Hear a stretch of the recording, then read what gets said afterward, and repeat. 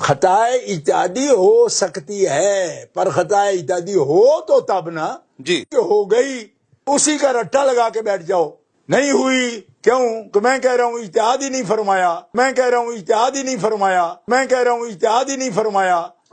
بیٹی باپ کا ورثہ مانگے تو اس میں اجتہاد کی کیا ضرورت ہے؟ کمال ہے۔ ناچنا جانے آنگن ٹیڑھا، یہ کوئی کہنے کی بات ہے؟ میں نے ایک مثال دے دی کہ صحابہ کرام نے اللہ کو دیدار کرنے کی حدیث سنی تھی، اور زوجہ محترمہ جو سب سے محبوب زوجہ حضرت عائشہ صدیقہ انہوں نے نہیں سنی تھی، تو دو رائے بن گئی۔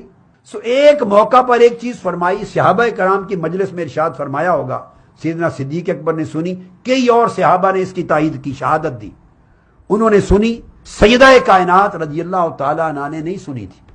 آپ کا اجتہاد تھا، آپ کا اجتہاد تھا، میں کہہ رہا ہوں اجتہاد ہی نہیں فرمایا، آپ کا اجتہاد تھا، میں کہہ رہا ہوں اجتہاد ہی نہیں فرمایا، آپ کا اجتہاد تھا، میں کہہ رہا ہوں اجتہاد ہی نہیں فرمایا۔ آپ کا اجتہاد تھا۔ جیسے رویت باری تعالیٰ، دیدار باری تعالیٰ میں ام المومنین حضرت عائشہ صدیقہ کا اجتہاد تھا، ہم ان کے اجتہاد کا فیصلہ نہیں مانتے، ہم ان کے اجتہاد کا فیصلہ نہیں مانتے، ہم ان کے اجتہاد کا فیصلہ نہیں مانتے، چونکہ ان کے اوپر صحابہ کرام کی وہ روایت جو انہوں نے آقا علیہ السلام سے مرفوعاً بیان کی کہ حضور نے فرمایا میں نے اللہ کو دیکھا، 30 روایتیں ملتی ہیں، 30، ہم اس پر اعتقاد اور عقیدہ رکھتے ہیں کہ دیدار کیا، چونکہ وہ آقا علیہ السلام نے فرمایا۔ اور عائشہ صدیقہ رضی اللہ تعالیٰ عنہ کا قول اجتہاد پر، اپنے فہم پر ہے، سو اس کو ہم نہیں مانتے، آقا کی حدیث مقدم ہے۔ ایگزیکٹلی یہی سچویشن ہے مسئلہ فدق پر، ایگزیکٹلی یہی سچویشن ہے مسئلہ فدق پر، ایگزیکٹلی یہی سچویشن ہے مسئلہ فدق پر، کہ چونکہ آقا علیہ السلام کے قبض و تصرف میں رہا عمر بھر مال فے، فدق سمیت باقی اموال، اس سے یہ اجتہادی طور پہ خیال کا پیدا ہو جانا کہ یہ آقا علیہ السلام کی ملکیت ہیں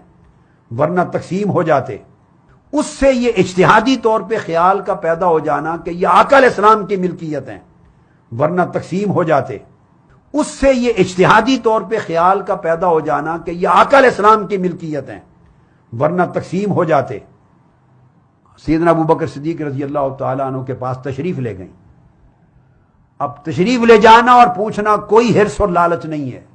اس لیے کہ اگر واقعتاً وراثت میں حق بنتا ہے تو آقا علیہ السلام کی وراثت ہے، یادگار ہے، برکت ہے، آقا علیہ السلام کی وراثت سے ایک تعلق ہے قلبی، روحانی، عشقی ہیں، اور سیدۃ النساء کا تعلق ہے تاجدار کائنات سے، یہ عین تقاضا ایمانی تھا کہ اگر اس میں حق بنتا ہے تو میں لوں۔ جا کے بات کی، پوچھا، سیدنا صدیق اکبر رضی اللہ، یہ ان کا فہم تھا اپنا،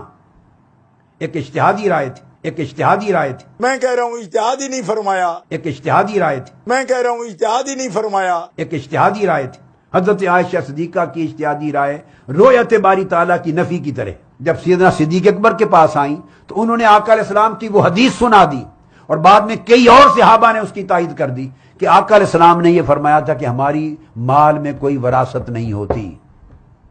تو جب یہ بات سنی تو ایک طبیعت میں رنج کا یا ملال کا آ جانا یا ایک تعجب کا آ جانا ایک فطری امر ہے، فطری امر ہے۔